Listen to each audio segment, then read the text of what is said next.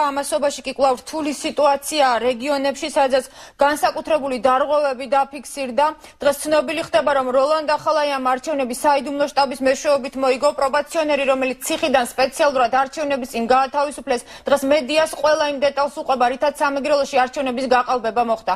კომპიუტერული პროგრამების სპეციალისტმა დღეს ნაციონალების შავი ბუღალტერიაც გამოაქვეყნა. აღმოჩნდა საიდუმლო შტაბი, რომელსაც ზაზა გოროძია ხელმძღვანელობდა, ყალპირადობის მოწმობებს ბეჭდავდა. დასახელდა იმ ჟურნალისტების გვარებით, ვისაც ეს შტაბი აფინანსებდა.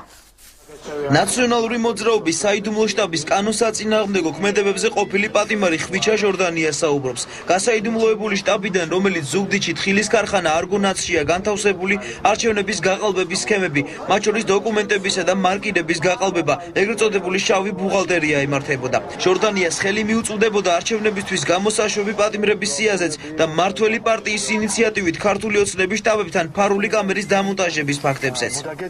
გაყალბებები ყველა სახით იყო სამხური კარუსელებიც, იყო პირადობის გაყალბებებიც. და ამ შტაბის ხელმძღვანელი ბატონი გოროზია იყო. კი, ბატონი ზაზა გოროზია იყო. ჟორდანიას მიერ გავრცელებულ ინფორმაციას უკვე გამოეხმაურა ქართული ოცნება. ეს ფაქტები უკვე ადასტურებს იმას, რაზეც ჩვენ არაერთხელ საუბრობდით, რომ უმაღლესი თანამდებობის პირები უშუალოდ მონაწილეობდნენ გაყალბების პროცესში. ხვიჩა ჟორდანია შტაბში ადგილობრივი ჟურნალისტების ხშირ ვიზიტებსა და დაფინანსებაზეც საუბრობს. უშუალოდ მალხაზ-ბასილაიას ფინანსდებოდა შტაბის მიერ, მისი მთლიანი ოპერატიული ჯგუფი, რამოდენიმე ჟურნალისტი, ეგრევე ჟურნალისტი ჩვენი შტაბის ხშირი სტუმარი იყო ემა გოგოხია. დაურიგდათ ძვირადღირებული კამერები, ასევე შეუდგინეს ლეპტოპი და ხელფასების სახითაც ძალიან დიდ თანხით აძლევდნენ.